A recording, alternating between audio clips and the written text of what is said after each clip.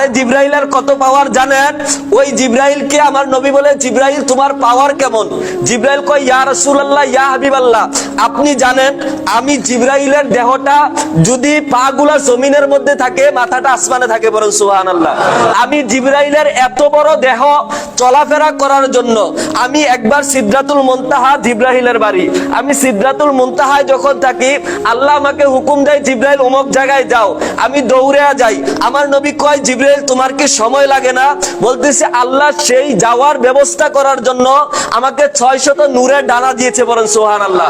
সেই 600 নূরের ডানা, এক একটা ডানা যখন জিব্রাইল বাড়ি দেয় 500 বছরের রাস্তা যায়, বলেন সুবহানাল্লাহ।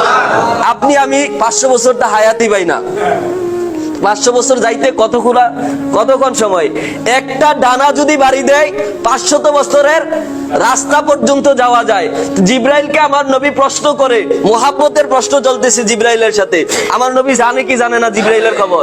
আরে ওই জিব্রাইলের খবরের পূর্বের খবর আমার নবী জানে। তারপরেও জিব্রাইলকে বলতেছে, ও জিব্রাইল, খুশি করতেছে, জিব্রাইলের সাথে প্রেমের আলাপ করতেছে। এখন জিব্রাইলের সুনাম বলতে গিয়ে মুস্তাফার সামনে খুশি হইতেছে যে আমি আমার সম্পর্কে রসুলকে বর্ণনা দিচ্ছি। এখন বলতেছে, ও জিব্রাইল, তোমার যে 600 ডানা, কখনো কি এমন হয়েছে একটা ডানা যদি বাড়ি দাও তুমি 500 বছরের রাস্তা যাও, বলেন সুবহানাল্লাহ। এমন কি কখনো হয়েছে জিব্রাইল যে তুমি 600 ডানা একসাথে বাড়ি দিছো? একসাথে যদি 600 ডানা বাড়ি দেয়, তাইলে জিব্রাইল কত 100 বছরের রাস্তা যাইতে পারবে? জিব্রাইল ডাক দিয়ে বলে, ইয়া রাসূলুল্লাহ, আমি মাত্র 3 বার এই 600 ডানা বাড়ি দিছি, বলেন সুবহানাল্লাহ। ইয়া রাসূলুল্লাহ, ইয়া হাবিবাল্লাহ, কখন জানেননি আমি আমার 600 ডানাকে একসাথে বাড়ি দিয়েছি? সর্বপ্রথম আমি আমার 600 ডানাকে একসাথে বাড়ি দিয়েছি আমার আল্লাহ যখন ইউসুফ নবীকে সৃষ্টি করলো।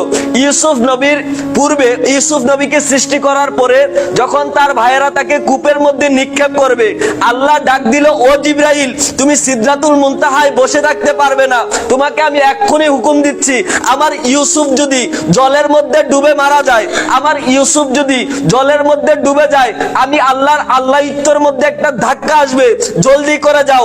জিব্রাইল বলে, ওই দিন আল্লাহ এত জোরে ধমক দিয়েছে, আমি সাথে সাথে আমার 600 ডানা বাড়ি দিয়ে ইউসুফ নবীকে জলে পড়ার পূর্বেই কোলে নিয়েছি, বলেন সুবহানাল্লাহ। আমার নবী ডাক দিয়ে কয়, ও জিব্রাইল, নাম্বার 2 কোন দিন তোমার 600 ডানাকে তুমি বাড়ি দিয়েছো?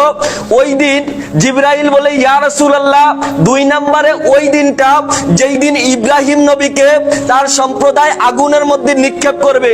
আল্লাহ ডাক দিল, যেই ইব্রাহিম আমি আল্লাহর প্রেমে দিওয়ানা হয়েছে, আমি আল্লাহর প্রেমে মাস্তানা হয়েছে, ওই ইব্রাহিম যদি নমরুদের আগুনের ভিতরে জ্বলে, আল্লাহই তো থাকবে।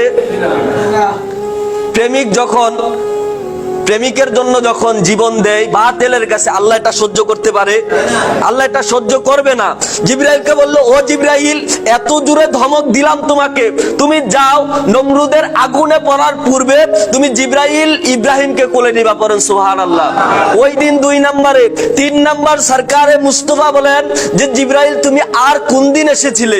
জিব্রাইল বলে, ইয়া রাসূলুল্লাহ, ওই দিন আমি এত ভয় পেয়েছিলাম, আল্লাহ এত জোরে ধমক দিয়েছিল, আপনি যখন উহুদের ময়দানে কাফেররা যখন আপনাকে আঘাত করলো, আপনার দন্ত মুবারক যখন শহীদ হয়ে গেল, ও মুস্তাফা, আপনার শরীর থেকে যখন রক্ত মুবারক গুলা বেয়ে বেয়ে পড়তেছে, সিদ্দিকে আকবর যখন আপনাকে নিয়ে হয়রান পেরেশান হয়ে গেছে, ওই সময় আল্লাহ আমাকে ধমক দিল, জিব্রাইল যা, আমার বন্ধুর 1 ফোঁটা রক্ত মুবারক যদি জমিনের মধ্যে পড়ে, এই জমিনের মধ্যে কোনোদিন আবাদ হবে না। আমার বন্ধুর রক্ত মুবারক যদি এই জমিনের মধ্যে পড়ে, এই জমিন কখনো ফসল দিতে পারবে না। আমার বন্ধুর রক্ত জমিনের মধ্যে পড়ার পূর্বে তুই জিব্রাইল সেই রক্ত মুবারক গুলা তোর আয়ত্তের মধ্যে নিয়ে আসবি, বলেন সুবহানাল্লাহ। ইয়া রাসূলুল্লাহ, ওই দিন আমি আল্লাহর ধমকে বেশি কষ্ট পেয়েছিলাম। ওই দিন আমি অনেক তাড়াহুড়া করে আগে আপনি রসুলকে সেভ করেছি। আপনি রসুলকে কোলে নিয়ে আমি উহুদ পাহাড়ের পিছনে গিয়ে ওই দিন বলেছিলাম যে, ইয়া রাসূলুল্লাহ, আমি এত জোরে ধমক খেয়েছিলাম আল্লাহর কাছে, আমি ওই দিন জিদ করে বলেছিলাম, আপনি নবী একবার হুকুম দেন, আমি জিব্রাইলের এত ক্ষমতা আল্লাহ দিয়েছে, আপনি যদি একবার বলেন, ও জিব্রাইল, ধ্বংস করে দাও উহুদবাসীকে, আমি উহুদ পাহাড় তাদের উপরে নিক্ষেপ করবো, বলেন আল্লাহু আকবার। জিব্রাইলের এই ক্ষমতা আছে না নাই? ওই জিব্রাইলকে তখন নবী বলল, জিব্রাইল তুমি যদি উহুদবাসীকে ধ্বংস করে দাও, আমি মুস্তাফা দাওয়াত ইসলামের কাজ কার কাছে করব? আমি মুস্তাফা কাকে ঈমানের তালিম দেব? আল্লামা রিজভী শাহ হুজুর কেবলা মায়ের খেয়েছে তখন, কিন্তু বাতিলের বিরুদ্ধে কোনো অ্যাকশন নেয় নাই। এটাই তো নবীদের থেকে ওলিদের শিক্ষা। পড়েন না সুবহানাল্লাহ।